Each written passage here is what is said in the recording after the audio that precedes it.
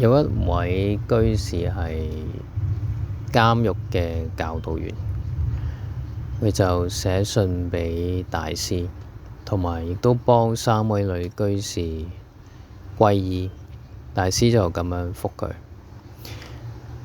我哋做嘢應該要認真做，唔可以求其做。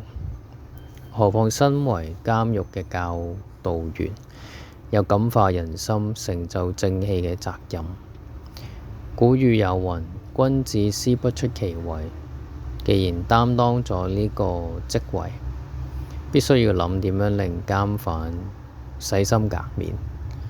咁功德就大啦。所講嘅3位女居士，既然想皈依，請同佢哋講，要食素念佛，求生西方，唔可以求來生嘅人天福報，必須要做好事，唔好做壞事，戒殺、食素，同埋善教仔女。仔女雖然細，千祈唔好縱佢哋，必須要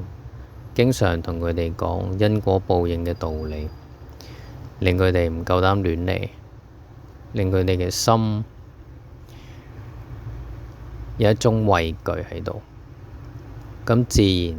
佢哋將來就唔會做傷天害理嘅事。咁樣提倡因果報應同埋善教仔女，係令天下太平嘅根本法論，對所有人都應該咁樣規勸，唔單單係為女人而言。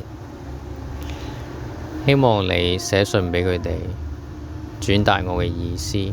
令佢哋做一個真正嘅修行人，並且教仔女都修行，